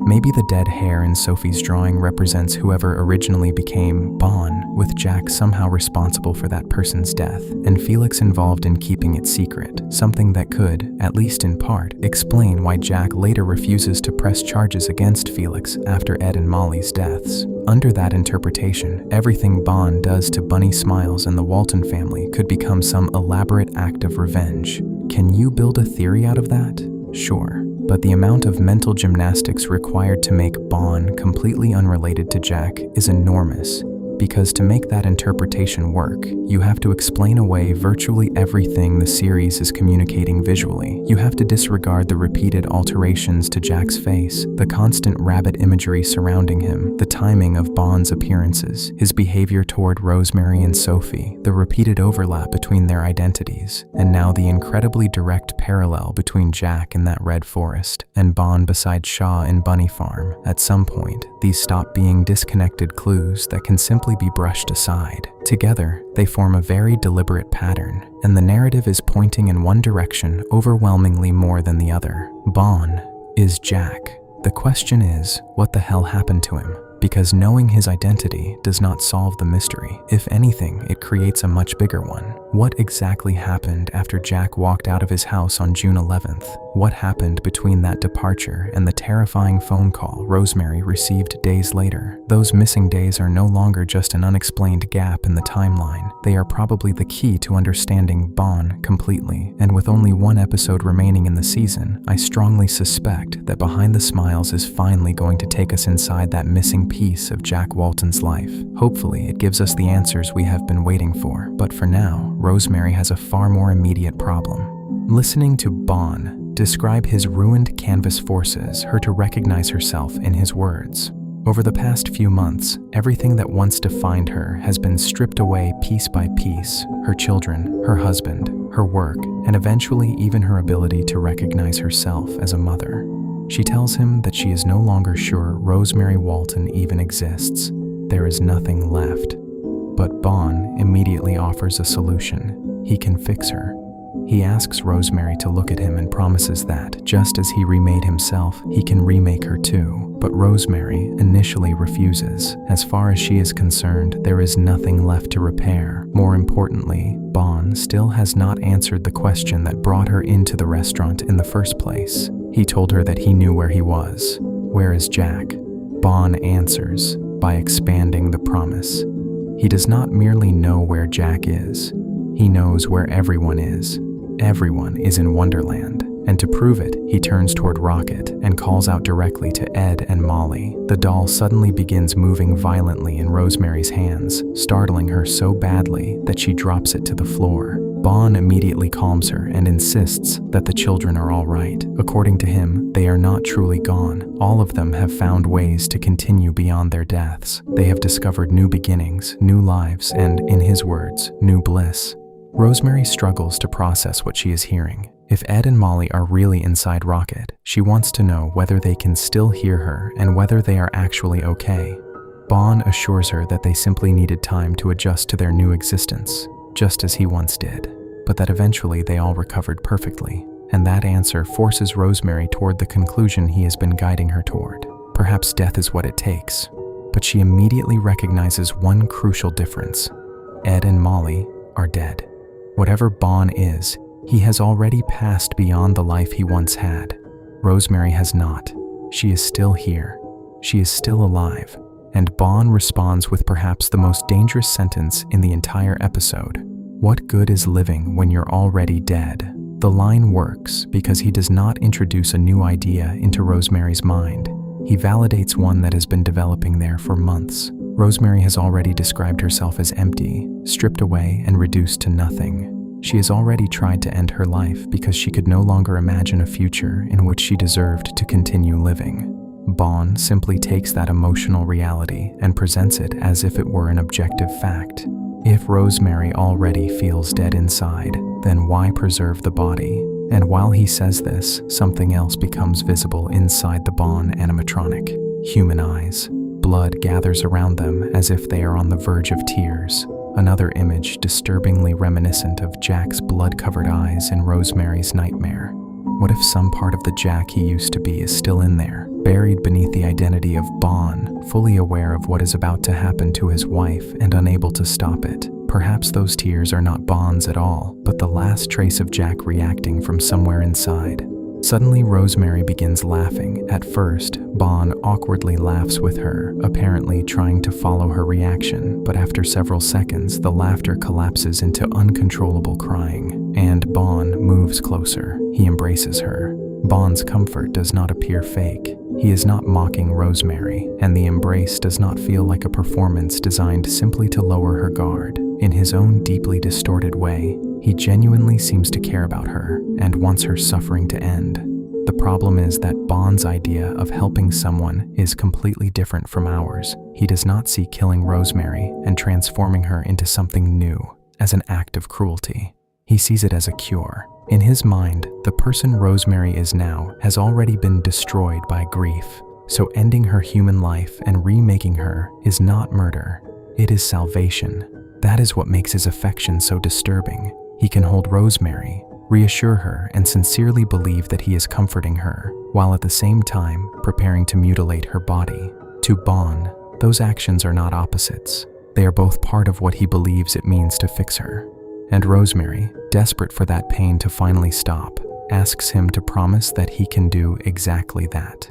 Bon promises that he will. Before doing anything else, however, he takes Rocket and turns the doll toward the wall. The gesture is strangely considerate. If Edd and Molly really are present through Rocket, Bon may be deliberately preventing them from witnessing what he is about to do to their mother. Dark tears can also be seen running from the doll's eyes. Whether those tears come from the emotion of finally seeing Rosemary again, or from the knowledge of what is about to happen to her, is impossible to say. Either way, Bon knows enough to shield the children from the violence, just not enough to reconsider committing it. He asks Rosemary to close her eyes, and then he begins telling a story. The image changes to the mutilated body of a hare beneath a new title, Faces of Bliss. If Faces of Grief was Rosemary's attempt to understand her suffering, then Faces of Bliss is Bon's answer to it. His version begins with a sheep who has lost something precious and spent days wandering in circles trying desperately to find her way home. Exhausted and unable to continue, she eventually discovers a well and makes a wish with everything she has left. And from that well comes a rabbit. The rabbit promises that he can lead her home, not to the home she lost, but to a new one, a better one, a place without pain, sorrow, shame, or suffering. But there is a condition. Beauty is pain. And with that, Faces of Grief shows us Rosemary Walten's murder more completely than ever before. A character whose grief has been portrayed with almost uncomfortable realism reaches the end of her life before she can even complete the process the episode has been structured around. Rosemary's story has moved through the stages of grief, but she never reaches acceptance. Bond reaches her first.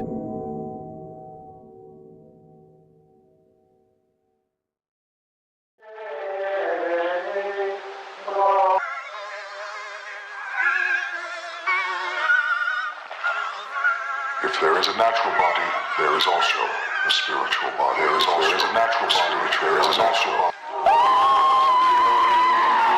There is also a spiritual, there is also a spiritual, there is also a spiritual body.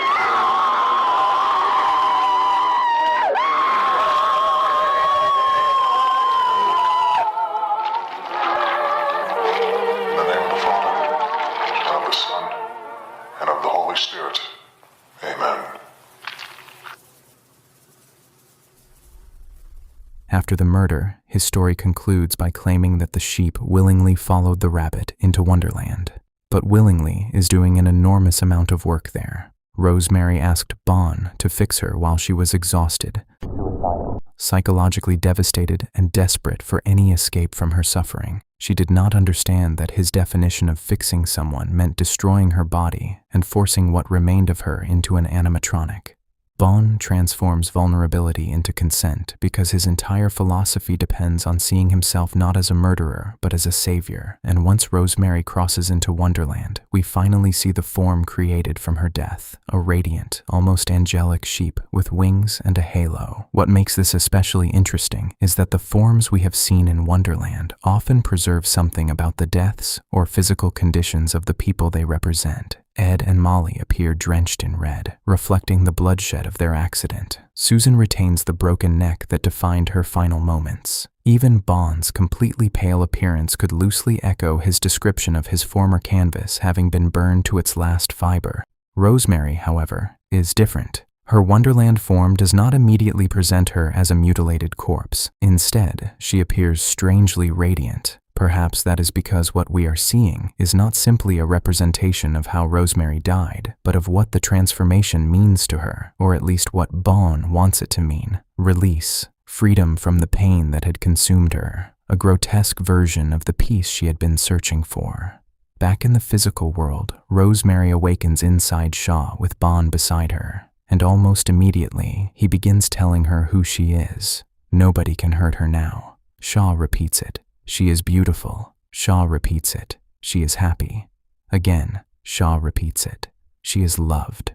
Once more, the words come back through the machine. It feels less like a conversation and more like Bond constructing Rosemary's new identity, one statement at a time, replacing everything she believed about herself with the version he has decided should exist. Then he tells her that he loves her, and for the first time, Shaw does not simply repeat the sentence. She does not say, "I love you." She answers, "You love me." It is an incredibly small difference. Whether it represents conscious resistance or emotional confusion, she does not give Bond the reciprocity he appears to be asking for. She can acknowledge his claim. He loves her, but she never tells him that she loves him back. The episode ends on Rosemary's missing person poster at a train station. Brighton will understand her as another woman who vanished. Bunny Smiles will reduce her to another complication surrounding the restaurant. After an hour and 20 minutes spent recovering the person behind Shaw, every one of those descriptions feels violently insufficient.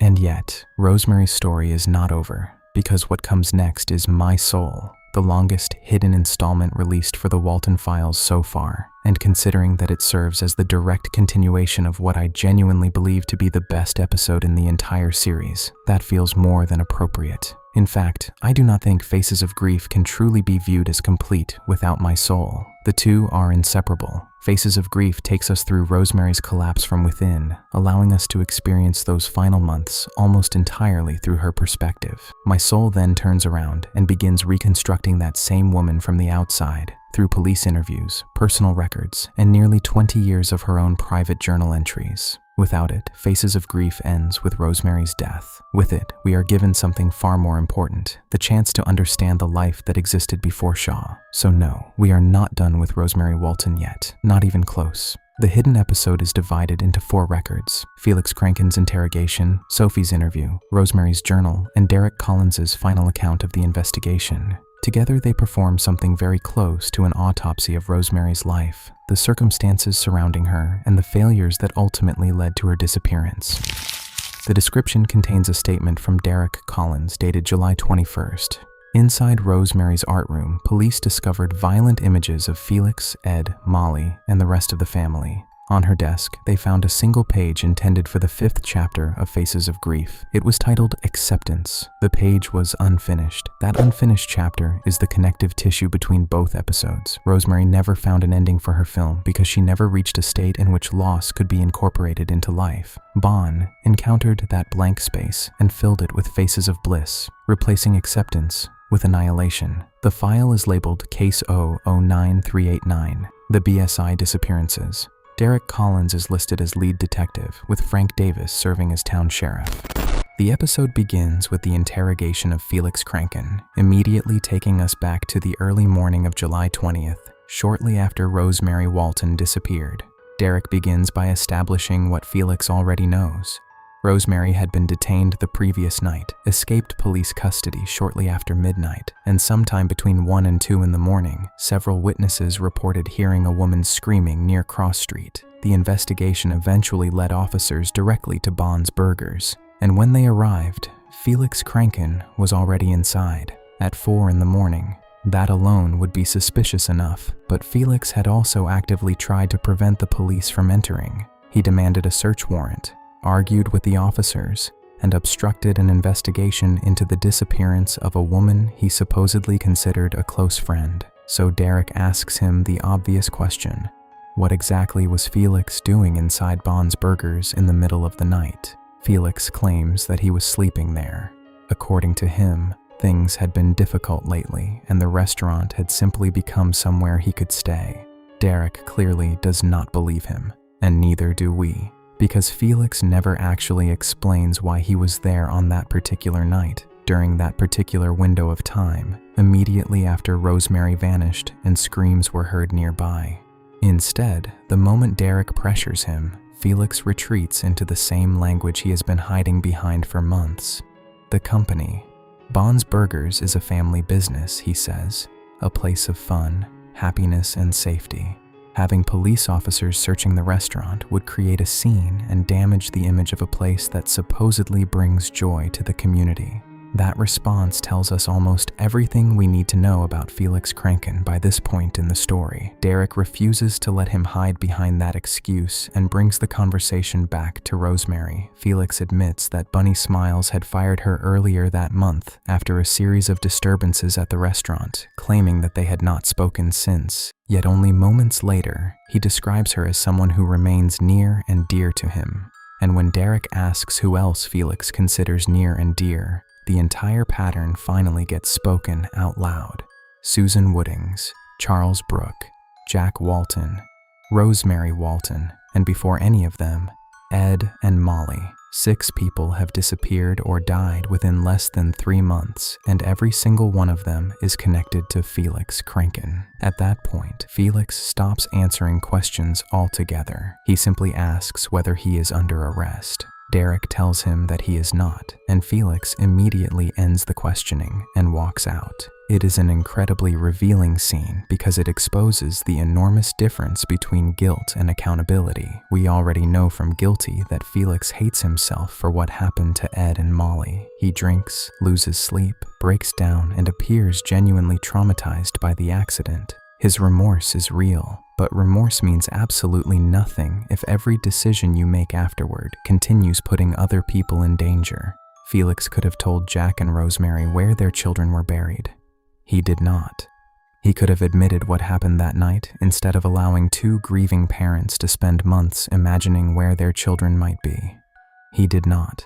He hid Rocket. He maintained the lie. He watched Jack deteriorate. He watched Rosemary deteriorate, and when Rosemary's grief became inconvenient for Bunny Smiles, the company removed her from the restaurant instead of giving her the truth she had been desperately searching for.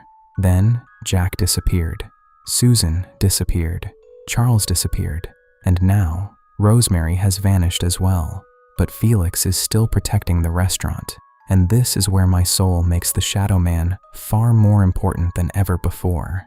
Felix Kranken is repeatedly present around the horrors taking place inside Bond's Burgers, and that raises some enormous questions about just how much Felix actually knows. Whatever the answer is, the idea that Felix is simply an unfortunate businessman surrounded by tragedies is completely dead by this point. He may not be the one physically tearing these people apart, but he repeatedly stands beside the consequences and chooses silence. And that makes Shadow Man such a perfect representation of him. He watches from the darkness. He is there. He knows. And he does nothing. Next comes Sophie's interview. Sheriff Davis asks her to look toward a red dot. When he tries to begin with harmless questions about school, she says nothing, and she also remains silent when asked about the argument with Rosemary and where her mother went afterward. Derek stops the questioning from becoming an interrogation. Sophie does not have to answer, he tells her. They can simply look through photographs taken inside the Walten home. Those photographs show missing person posters, damaged rooms, and the evidence of Rosemary's psychological collapse. When the subject moves toward Jack, even that line of questioning is abandoned. The officers promise that they are going to search for her mother and leave Sophie alone for a moment. Her silence should not be confused with indifference or incomprehension. Only 2 months earlier, Sophie articulated her feelings to Jack with remarkable clarity. On the anniversary night, she explained to Rosemary exactly how isolation and fear were affecting her. Now she has reached the point at which speech itself appears inaccessible. This is the freeze response of a traumatized child being asked to narrate a catastrophe that has not finished happening. The file then opens Rosemary's journal. Its pages cover almost 20 years, beginning in 1955 and ending on the day she disappears. Rosemary begins writing on November 7th, 1955, at the age of 21. Someone has told her that keeping a journal might be therapeutic. College is overwhelming, but she is beginning to find her footing as an artist. She repeatedly crosses out her own introduction, apologizing even on a page no one else is supposed to read. On Christmas Day, she records a telephone call from Laura. The sisters have not had a genuine conversation in more than 2 years, and Rosemary admits that she does not know how to speak to her own family. The holidays make that absence painful, although she remains grateful for her friends. One of those friends is Jack, a slightly foolish but wonderful man she knew in high school and has recently begun seeing again. Being with him makes her happy. She is also considering studying film. This is the earliest version of the woman we have spent the episode mourning. Uncertain, creative, lonely, and already searching for a family she can call her own. In August 1956, she prepares for a trip with friends that include both Jack and Felix. Felix was not an outsider who entered the Waltens' lives shortly before the accident. He belonged to their history. In January 1957, Rosemary learns that her mother has died. No one invited her to the funeral. In fact, she did not hear about the death until after it had taken place. She knows that she would have attended, yet she is disturbed by her own emotional response. She does not cry in the manner she believes a daughter should, and worries that Jack cannot understand what the loss means to her. This entry creates a painful parallel with Sophie.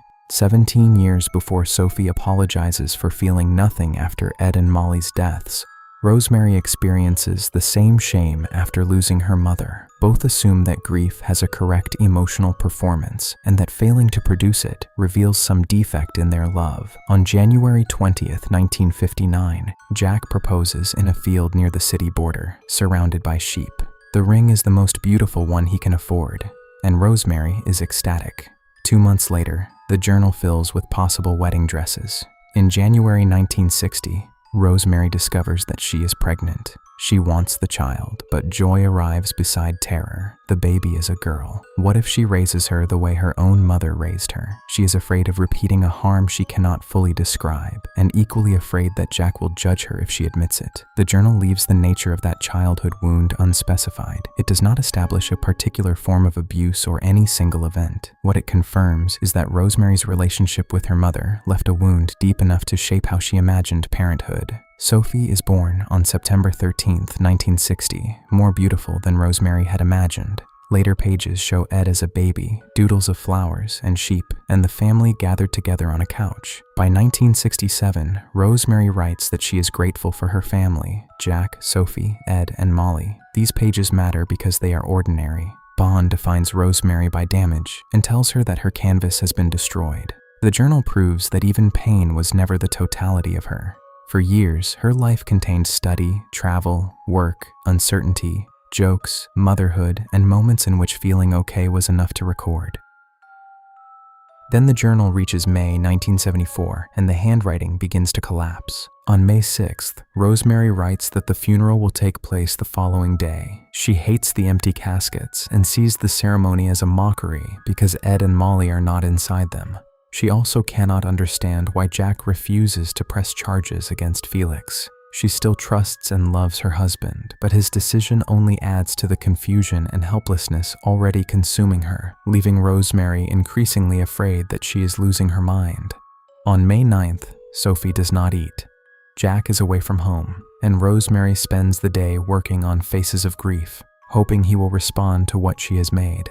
On May 10th, she can find no meaning in anything.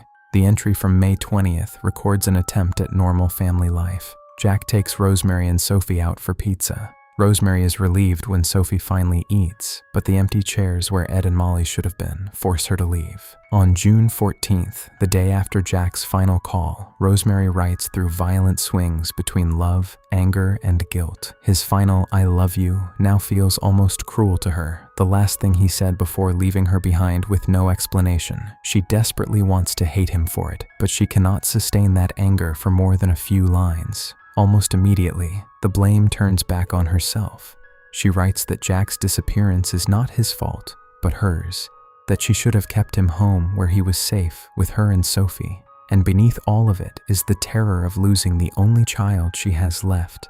Rosemary insists that she cannot lose Sophie too, before finally writing the words she seems desperate to believe, that if Jack is still out there somewhere, she hates him. Then she crosses the sentence out.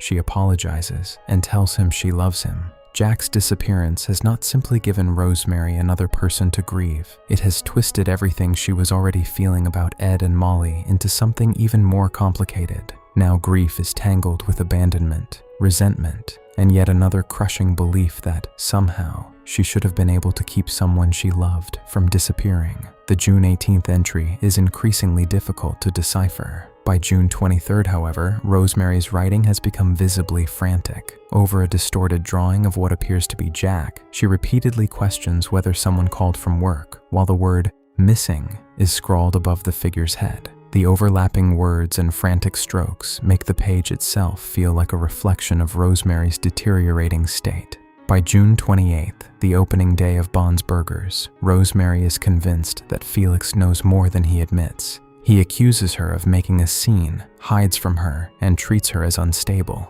Worse, she feels that Sophie has begun seeing her the same way.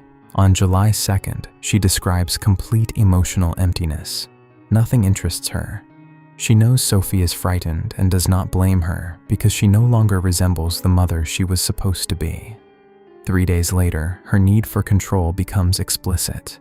Strangers look at her with pity as if she were a sick animal. She does not want pity. She wants her family, her love, and the dignity of being treated as a human being. She admits that she can barely care for one child on her own, then asks, "Where's my control?"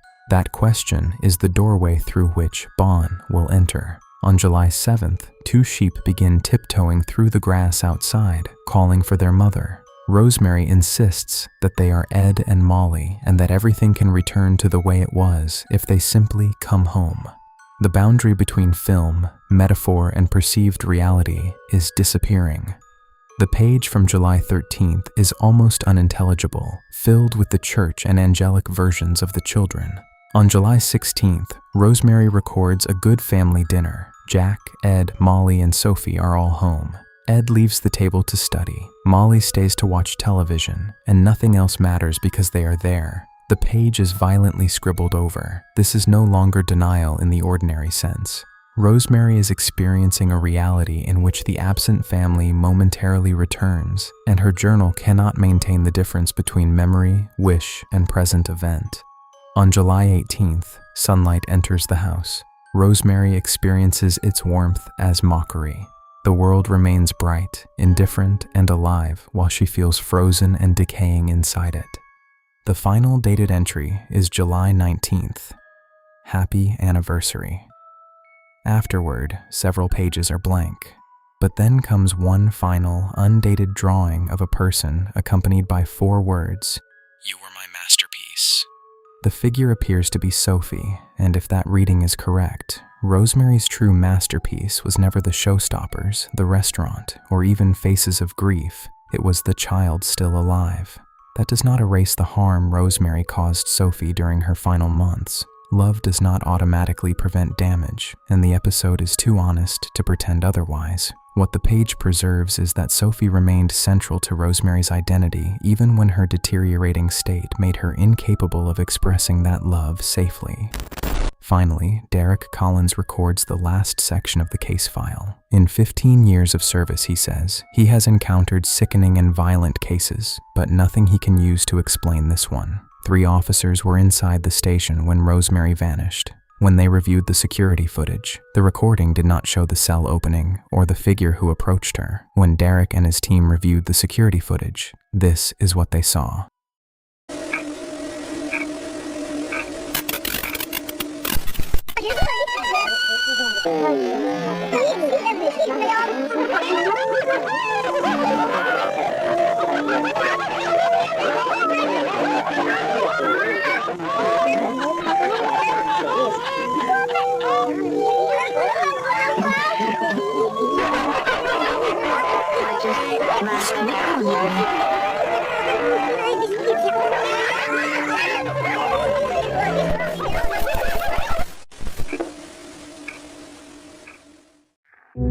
The investigation then expanded. Police searched Bond's Burgers and repeatedly returned to the empty Walten house, but found nothing beyond signs of theft and vandalism. Fear spread throughout Brighton, and the public began referring to an unknown BSI killer.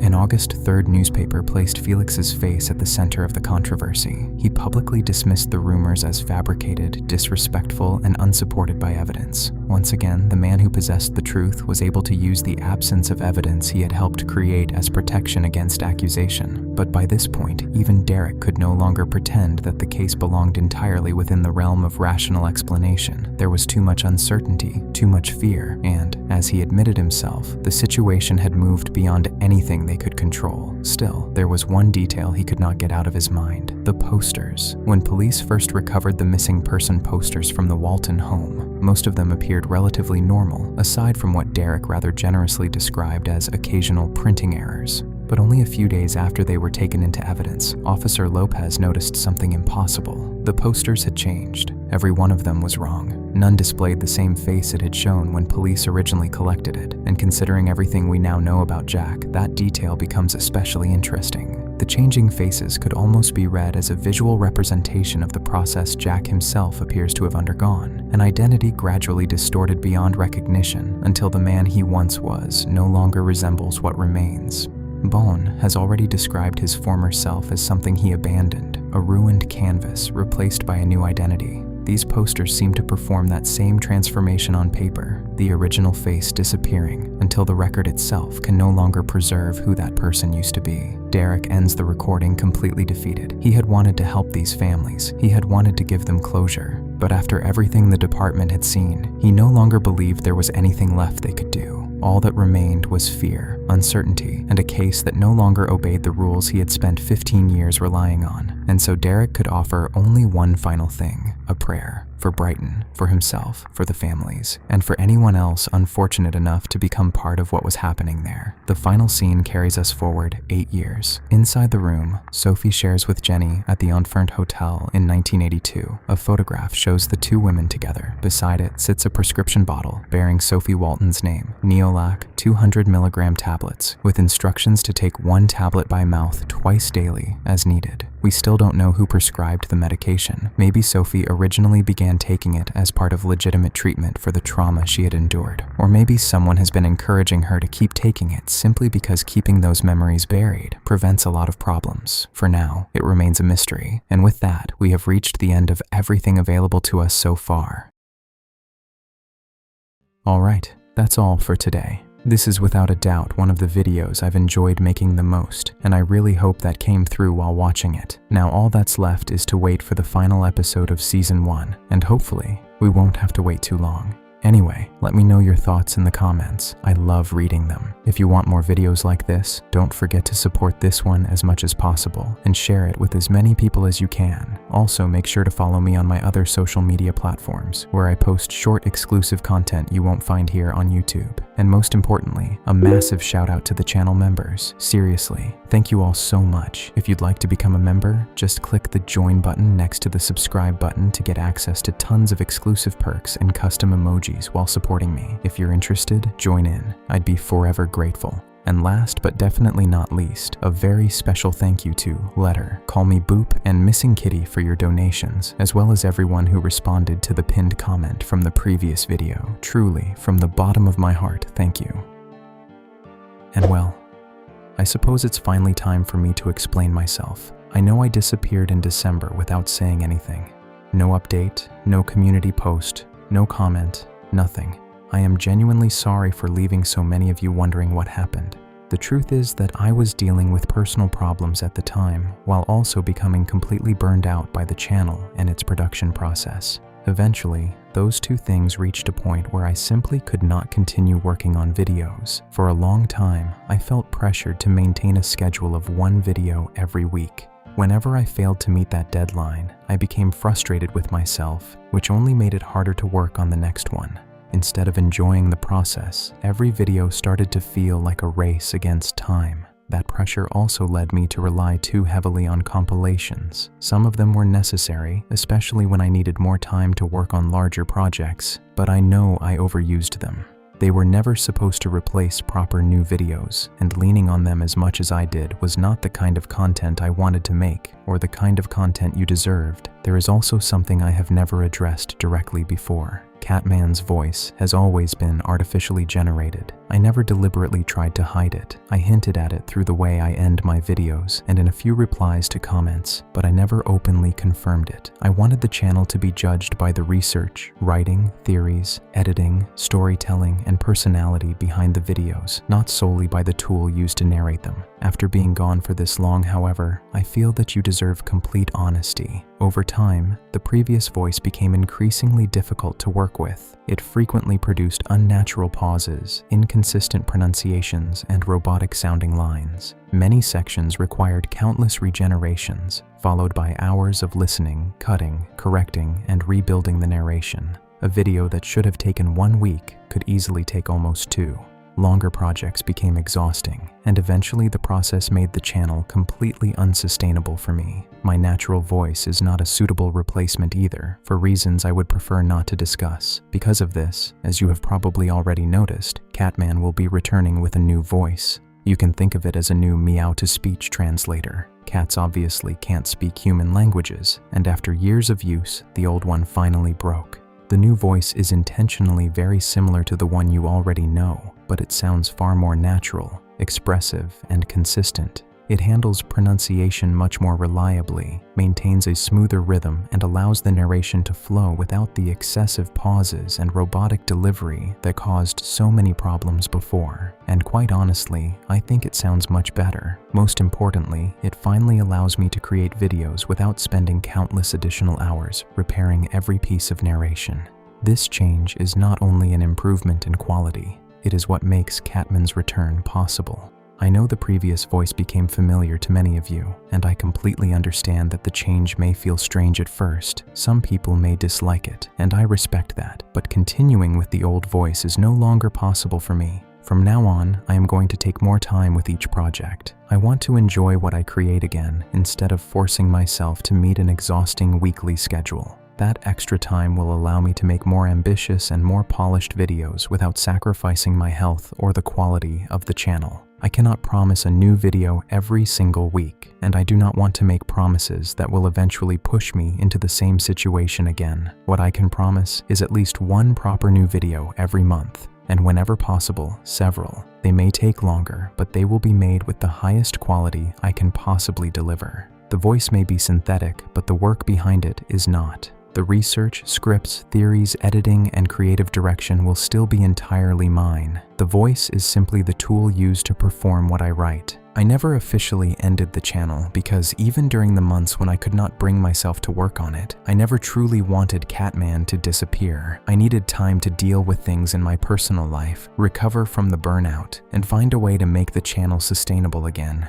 I hope you can give me one last chance. I have left you without new content for far too long, and I hope I can live up to your expectations and finally give you the videos you deserve, not only here, but also through new short-form content across my other social media accounts. Thank you to everyone who continued watching, commenting, and waiting during these months. I have seen your messages, your concern, and your support, even when I was not ready to respond. It has meant more to me than you probably realize. Catman is coming back. He will simply sound a little different. Remember, this video was made by a cat, and cats can't talk. Thanks for watching. Take care, and see you soon.